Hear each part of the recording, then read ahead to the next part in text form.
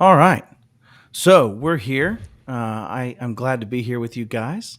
Looking forward to this. But today's show, and this might become a bit of a recurring, monthly show of us just kind of chatting through some of the larger theme things that we see happening in the cyber world. So that way, if you're talking to a customer of your MSP and they ask about cyber news, you'll have something relevant in your pocket. And I kind of want to make this in a little bit of a reference and a nod, certainly to James Azar.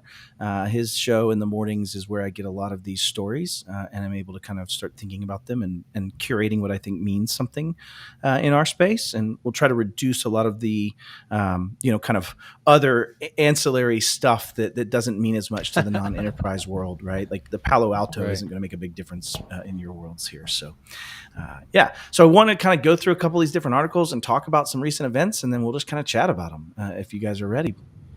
Let's do it. I actually have a little bit of a breaking news fear right now, though, Cromar. I'm told that in the Canadian attack that we're going to talk about, that a reputable source in the intelligence community told me that the Poutine network might actually be down as a result. The Canadian poutine gravy recipe that was stored in the cloud is no longer accessible, and there's now a Canadian-wide shortage of poutine gravy. So It's gonna be hopefully unfortunate. for anyone in to our northern brothers listening, I'm hoping that you guys are enjoying some dry French fries today. So Oh, hoping the dry French fries on them. That's rough. unfortunate. That's a It's tough rough. one.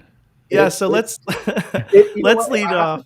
I have to Go say ahead. this though, of all the nations in the world to be cyber attacked, Canada is in my opinion one of the least likely. It's almost like beating up a kitten. You're like, what are you doing over Yeah. Why did you just punch that What? kid? Yeah. So yeah, short story. This incident says, "Hey, listen." By CNN, first detected last week that they have disrupted Canadian Foreign Ministry's internet-based services.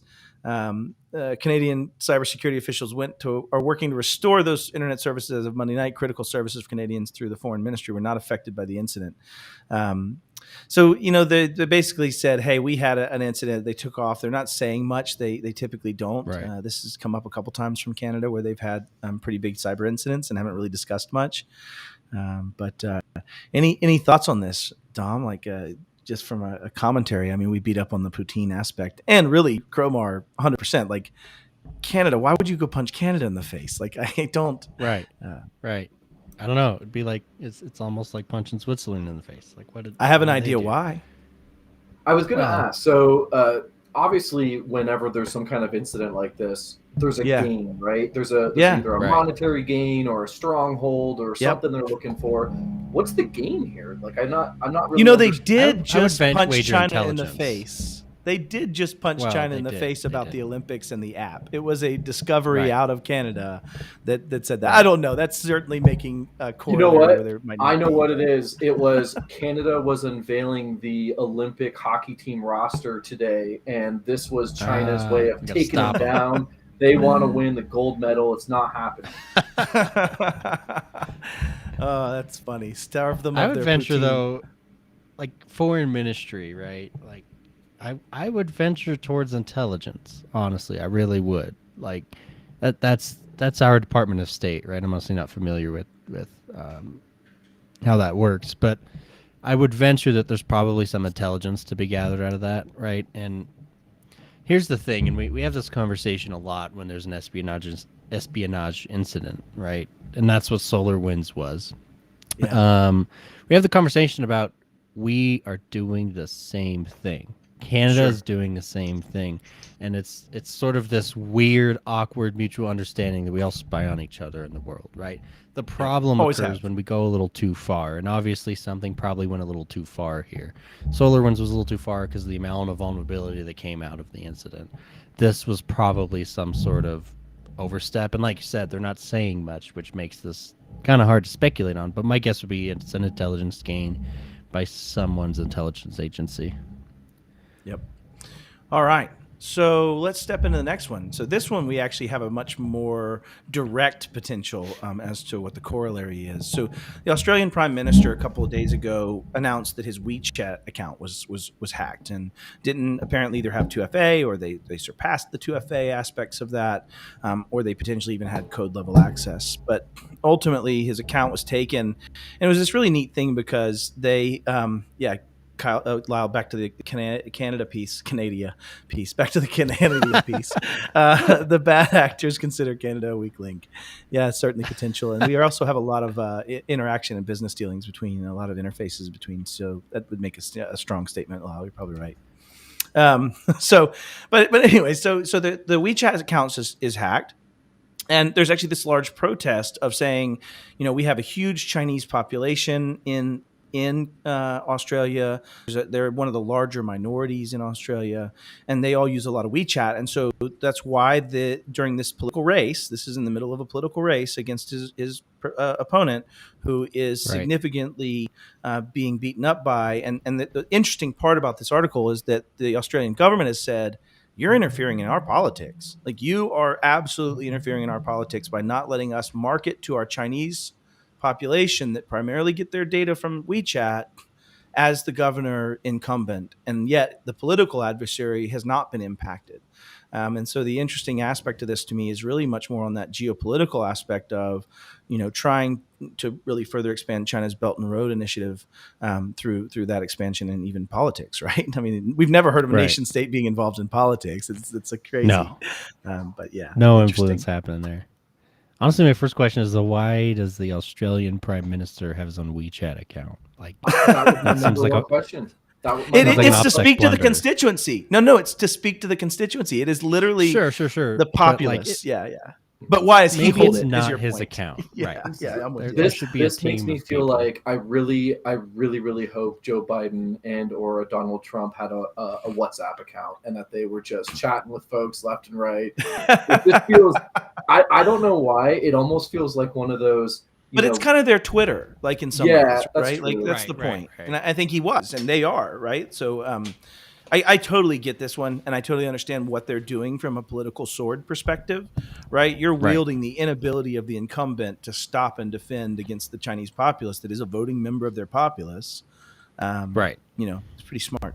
So kind of that point of it's crossing into the physical world. You're starting to see, cyber targets elicit real world delineations and changes in government. So, but it is funny that there's no 2FA. Let's turn on 2FA, boys and girls. Like this is fairly simple. You should at least have a second. The other question would be is like, I'm pretty sure Meta, I'm going to start calling them Meta like they asked, but I'm pretty sure Meta manages government accounts a little bit differently than they manage, my account or your account, right? Like, I would reckon that there's I would hope, like Google has their whole protected people or whatever they call it program. Yeah, you've got blue checks in LinkedIn, right? To some extent. Right. Like, I would really hope that there's some other level of account management to say, wait a minute, like, this is not an action this person should be taking because of their publicity. But who knows? Like, I could be totally wrong on that. My call to action, turn on 2FA. Protect your social accounts. 2FA. They're part of the attack every time. All right. This one, though, has real-world implications to MSPs. So I want you guys to pay attention. If I lose you anywhere else, please pay attention to this as an MSP. So if you remember, a little while back, there was an act of war clause being enacted by the insurers and reinsurers of Merck. And if I recall correctly, this was related to NotPetya, which was the earlier wiper that did affect and impact Merck. And so they had a cyber event. So short story is Merck won their lawsuit against their cyber firm.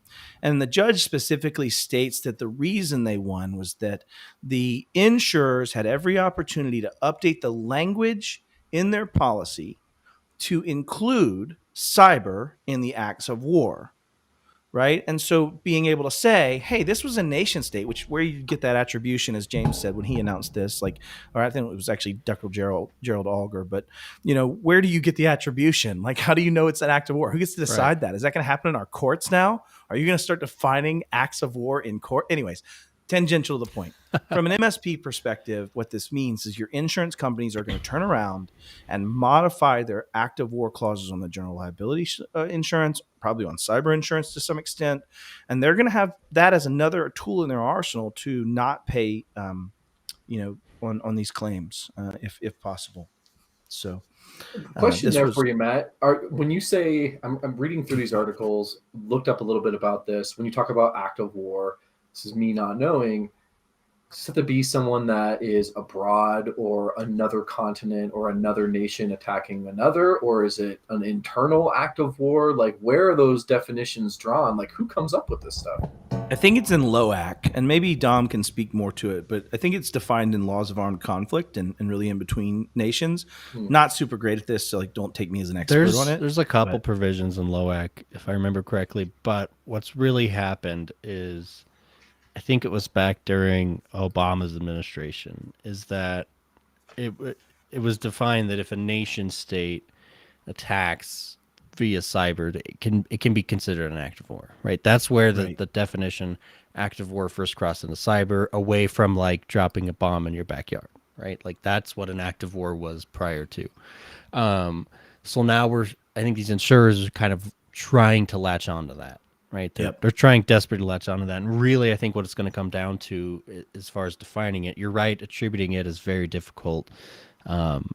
Especially when you get down to like private civil cases at the Merck level, it's probably different. But if you get down to civil cases, was it really Russia, or was it some guy in a garage that was funded by FSB that you'll never prove the handshake ever happened? Like that's the point, right? Like the attribution aspect is really hard. Well, at the federal level, like these things can be found out, right? If it's the federal system, things are different, right? Like there's a whole group of alphabet soup people that work on this stuff, but at the private level, it's not like we can come out and say, like, yeah, we have intelligence that this happened. Like, that's not a thing that will ever happen. And it shouldn't, by the way. Like, I fully, wholeheartedly agree with that. So I don't see how any insurer is going to be like, well, definitely a nation state.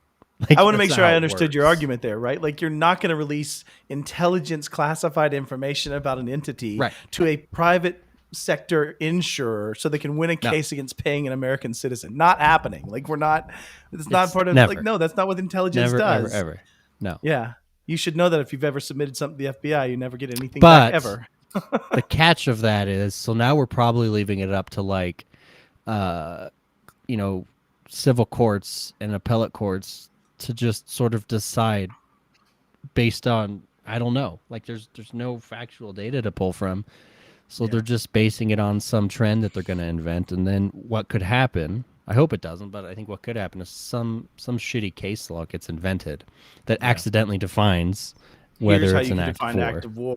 Right. Not the act of war with a capital W. This is act of war with a lowercase w. Yeah. Durability, right? Like there's something semantic definition, right? But like just that know won't make any sense.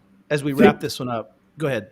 I'm just going to say, thinking of some Midwestern county court coming up with what is an act of war is pretty scary, and not something that I think would kind of flow across globally. It's just interesting to think like there's never been a precedent set for this stuff, so now it's kind of just make it up as you go, and like you mentioned, jump on the train and get yourself on board kind of thing if you're an insurance company. So it's further, but it's also further showing that the insurance companies are rampantly trying to figure out how they're going to stem the loss, how they're going to sell better insurance products, how they're going to better scope the classes of insureds, how they're going to better scope the actuarial delineations. So, just really wanted to point out a $1.4 billion punch on the chin to an insurer is going to change some practices, boys and girls. Right? Like, let's just understand that well, and if this doesn't go to Supreme Court and get overturned, this could be a very interesting play out. So we'll keep an eye on this one as it goes, but let's move on. So one more, we talk about vulnerability management. We talk about active vulnerability management. We talk, trains. No, we're one before that. We're getting there though, but same concept. But you're talking about these Log4j came out November, December. It's been a minute. I don't even know anymore. Days blur together, but long enough now that you're starting to see that these coordinated attacks in Ukraine that went against government entities, government websites, government was based on Log4j, right? And so you have Right. CISA saying, "Hey, listen, there's critical threats following Ukraine attacks." And if you look at those, if you look at Ukraine and kind of bring it back to NotPetya, we've already talked about this before, but these are wipers. Like they're intended to Right. just wipe your system. There is no path from perdition. There is no restoration to whole unless you're backing up, right? Unless you have those systems in a backup or EDRs to stop it. Da da da da. Yeah, I love it, Lyle. Actually, let's push this up here because active war will be the latest buzzword to create policy. Yeah, no doubt. And Honestly, in some ways, is actually trying to be decided what that means Yeah. in cyber. And I think But go the ahead. Fed will get involved. If it goes too far, the Fed's gonna be like, stop this right now. yeah, yeah. This is That's not- my like, words to choose, not yours. The country of Russia is not attacking that 7-person accounting firm unless it's part of like a mass CAS cyber incident, right? Yeah, That's yeah. not happening. It's just not. Like Yeah. some Russian dude might be doing it, but not. Yeah. Like Yeah. if you look at what's happening in Ukraine, that would be Right. definable as an active That is war, an active right? Like I war, would for think sure. that if I was Yeah. trying to define this, taking out government systems in a coordinated attack using a vulnerability that was directed at taking out the systems, but not only taking out the systems, affecting the will of the people. Well, and you can ransoming and define putting up Merck as an active websites. war. Like Merck Yeah. is a major pharmaceutical Yeah, company. and Like it certainly they- would have been back in the days of being accidentally exposed to the expansion of NotPetya. It wasn't targeted, but Right. the bomb exploded further out. I could make that Right. argument. I could see the statement there.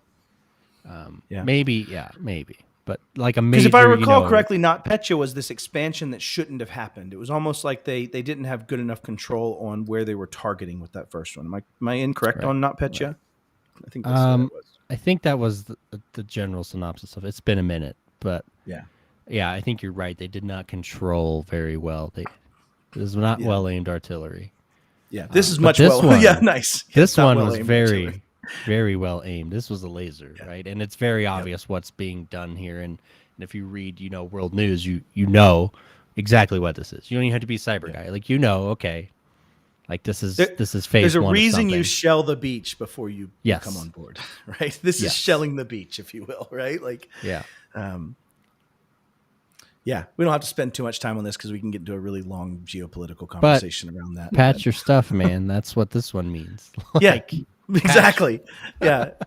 Yeah. Isn't that Cromar, usually the answer after these things? Like, I've done Yes. enough of these with you guys where at the end it's like, and the moral of the story is stay Patch your on top stuff. of patching. that at least is a been it huge lately, man. bell curve reduction, right? Like, yeah. yeah. Yeah, no doubt. And that's what I was going to ask. Cromar, did you do your app iOS 15 update that came on your phone yet? I did, yeah. My phone Good. auto updates when I plug in at night. I'm just See, that's why I love you, buddy. yeah. All I'm right. like I said, man. After this weekend with my wife, I might have mentioned it off air, but I went to a restaurant or a brewery, I can't remember earlier, and they had QR codes, and it kind Right. of brought back all these memories of last stream and. Fat guy Yeah. in a red coat. putting Yeah, his sticks on the exactly. table. And I'm looking around for some bearded guy with a printer in his pocket. So 100%. 100%. So the last story that we've kind of got for today is hackers say they encrypted a Belarusian railway server in protest. Right. So Cromar, what are your thoughts on this one? In fact, you asked the question as soon as you kind of kicked in. So I'll let you take it. yeah, so the first thing I thought of when I read this was, this is another instance of these hacks interrupting day-to-day life of folks, right? And I think in the past, things like ransomware and encrypted servers have always been kind of like this technical ether that no one really thinks about. That'll never happen to me, but it's, a great example is today, right? Imagine you're a citizen of Belarus, you're going to work, you're taking your kids to school, you're taking your dog to the vet, you're going to the grocery store, you're trying to take public transit, and now you can't. The train systems are corrupted and not able to be used. And it's like, man, Right. this is just another example like Colonial Pipeline and a few others where these attacks are affecting the public in a major way. And I mean, let's be real, like what would happen if this happened in New York City or Chicago or a major, North American city that relies on public transportation? Yep. We'd be so screwed. The whole city would shut down. And We that's also millions don't of dollars suffer of well as a populace, right? Like, so yeah. I'd be stabbing you very for a bad. chocolate bar in like Oh. 4 days. Yeah, You know, like if they turned off public transit, I don't know why, but within 30 minutes we'd be looting for some reason. I don't yeah, know. it totally. Right. Like there's a Yeah, correlation to new absolutely. couches equal can't take rail. Right. Yeah. The other part of this though is that the reason for it is has an origin in geopolitical events, right? In the sense that they say that they attacked it because Russia was moving troops along that rail transport in their methodology to get equipment and military units into the country. And so Right. the protest is now crossing this picket line conversation to, digital sappers, right? I mean, if you're honest, Yeah. right? Like, I don't need to Yeah. carry explosives. I have them in a keyboard. Right. Yeah. And it's the same war strategy we've seen since World War II. We bombed the shit out of railways, right? Heck yeah, we did. Yeah. And we did not want logistics to function for the bad guy, and they didn't want logistics to function for us. Like, that is a classic war strategy. So it's very interesting to see it play out in the cyber realm, and really there's been all kinds of talk about this, and defense agencies reporters talk about all the time of the new war is really probably hybrid, right? It's this combination of traditional warfare and cyber warfare. And I think, hopefully nothing happens. Like, hopefully why did we take out some oil sort of refineries, right? Why did we take out oil? Because we knew it was a component of the tank running, right? And as you think about that, that's exactly what you're saying here. Is it's just got its tendrils now into other parts of its operation, and cyber's kind of in everything. I mean, and I don't have to bomb it. That's the thing. I don't have to risk the pilot flying the airplane over the airspace. It just got to do the right shit on the computer. It's no longer that last scene of Saving Private Ryan, Tom Hanks blowing the bridge, Matt Damon there. It's no longer that. It's folks at a keyboard sitting back in an office, right? And it's the same outcome. It's just a little different. Yeah, and the only one more I want to touch on is that there was advice for anyone going to China for the U.S. Olympic team. Were advised to not bring their own devices, not use their own devices. And also one other further point that I kind of want to touch on. This came from Dr. Gerald Alder, his conversations. But, they also said they're allowing Facebook, they're allowing traffic to leave the Great Firewall of China. And everybody's like, yeah, it's, they're doing that because they have to for the No. They're inspecting it. Right. Right. They want the credentials. They want the sign-ins. They want the populace. They want the traffic. They want the visited sites. They want the access. They want the data. Like, this is absolutely a great experiment for China. If I was going to say, it's not even well hidden, right? No. Like, it's blatant, and that's really the catch. Is like, most people don't see that, or a lot of people don't see that, and we have to have these conversations about, like, hey, this is what they're doing. Like, this is buy this a is burner. snake oil. Don't take your laptops. Don't sign into Facebook from said burner. Take a break. It's worth it for the week and a half you're watching the Olympics. Like, absolutely, if you are planning on going to China for the Olympics, it is a wonderful country to see. It is a beautiful thing to go to. Sounds amazing, but don't take devices. Don't take any electronics at all. Buy a phone. It's not just China either, right? Like, if I was going to travel to a lot, I'm not going to list of them all. There's a lot of countries. Yeah. Like, I would not take a device. I just wouldn't. I would get the track phone and the drug dealer special, man, the $10 thing at the gas station with the like, I would not take my device. Do you have an with my international plan on this drug dealer phone? Just curious. Does this drug dealer phone play Snake? Yeah. Oh, that's awesome. Snake. All right, I think we have literally run out of this rope here, boys. So wanted to keep this show really quick and just a little bit of a news blurb, but any closing thoughts as we wrap up? 2FA and patching. That became the theme, right, of this one. The theme of IT is patch your stuff and use a burner device when going abroad. Yeah. Or for other nefarious purposes if necessary. Or for if necessary. All right. See you guys. Thank you. Thanks everyone.